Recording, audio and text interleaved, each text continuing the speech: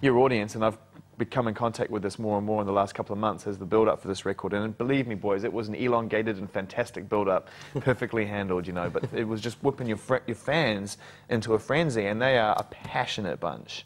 And you must be aware of this, apart from just standing on stage when you come into contact with them for whatever reason. Has it always kind of been that way, you know, ever since you've been making music, where your fans seem to cling on to you a little more than perhaps other bands? Obviously, we're very, very close with a lot with the fans in general, musically and emotionally for that reason.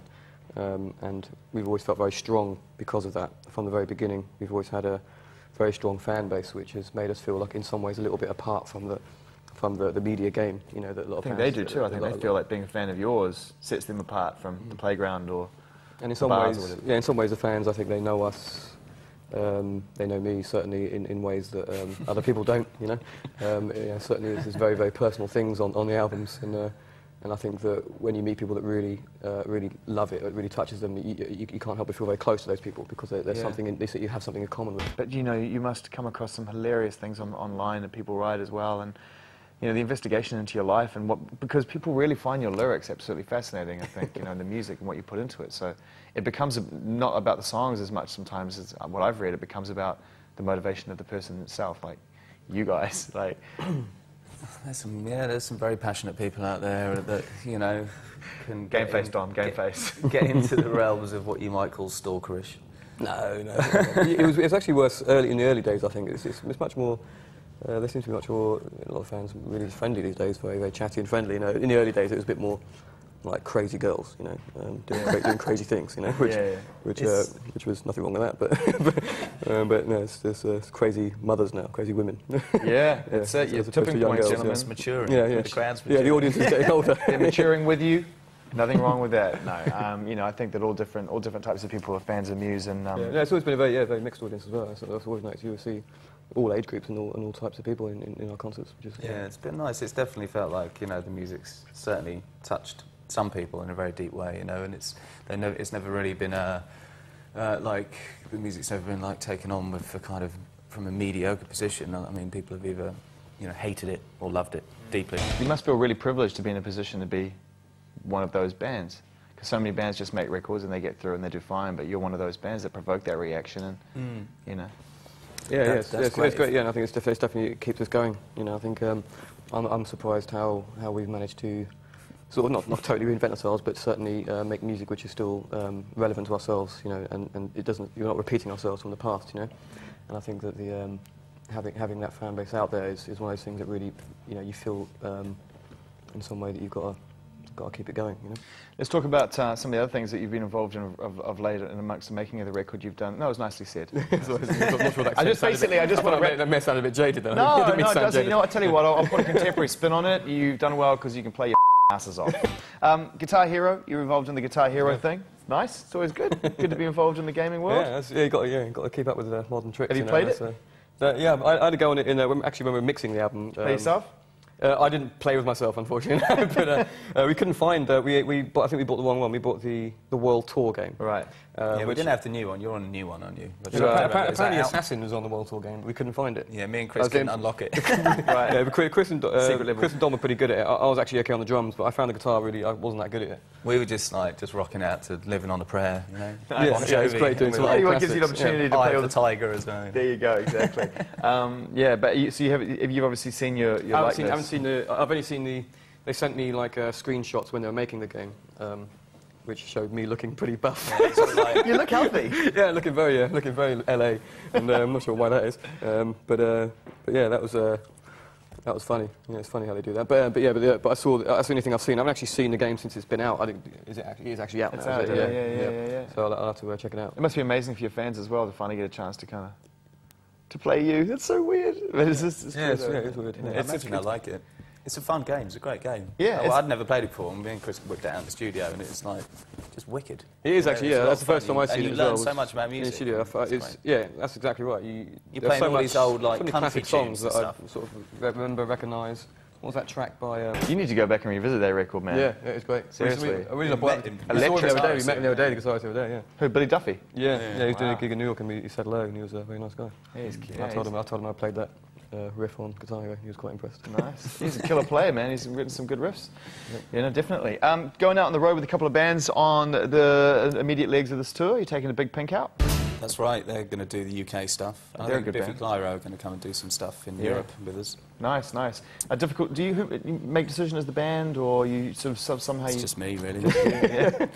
Yeah. No, I'm trying to look into bands for the American tour, which is next year, and for summer stuff next year. So I'm definitely But Don picked the bands for this upcoming tour. I think it must be really interesting and fun to be able to sit there at that point. That's a cool decision. You know, that's one of the fun ones when the record's done. You go, okay, cool. Who can we reach out to and want to come out and hear every night? It's kind of the sort of like the ultimate little reward, isn't it? Playing the shows. It's great to tour with bands that you like and respect and can have fun with as well. And I always like watching the bands, whoever it is. And well, you're all fans of Biffy, right? I mean. Yeah, well, they did the Wembley show, one of the Wembley shows, and they're a great band, and their new stuff sounds really, really good as well. Yeah. So. Have you been stocking up on your DVD box sets for the tour? What have I been watching? I've been doing 24. That's something that I never really watched, but I just suddenly did like 6 series in 6 days. Really? Yeah. So it's that addictive. Yeah, it's one of those things that just takes the edge off travel, doesn't it? So done Lost, done all that. Yeah. But by the time we get on the tour, Entourage, I'm trying to catch up on Entourage as well. Entourage is like one of the best touring bus bits of TV to watch. It is great for everyone Gets you in the mood for touring, There's an element of that, for sure. And The Wire as well. Probably not so good for parties, but... I'm yet to approach that one. Me neither. Everyone says that's very good, People swear by it, yeah. Californication, I like that. Californication, I like that, yeah. There's a new one, apparently, which I haven't seen, which is supposed to be very good, called Eastbound and Down, which is a new comedy series you want to look out for in America, starring a guy who was in Tropic Thunder and Pineapple Express, the guy with the mullet. I think that's supposed to be very funny as well. We're going to talk about, the knock-on effect of Wembley, which is only really starting to sink in now, because you did Wembley and that was kind of it. And you went back into playing your club shows and arenas. But, now you've got to think about, with this album, you've set the bar really high there. Yeah, well, I think we've always aimed for like big live shows like that. I think a lot of the music you can hear is sort of works really well in large concert environments. Because we played festivals for years and years, right from sort of right at the bottom of the bill, sort of working our way up across the course of the first 3 albums. And so that really sort of got us in the mood for playing in front of big crowds. So it sort of seemed like the right thing to do, to go and play, try and play stadiums. And also, it seems like there's not that many new bands coming through. You've probably got Coldplay maybe, and it doesn't seem like there's that many new bands that are playing stadiums or like reinventing the stadium concert again.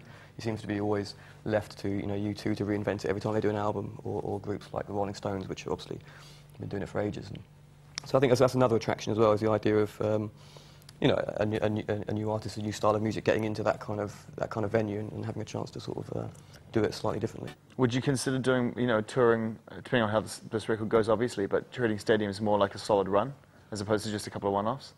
I think we're going to try and do more next summer.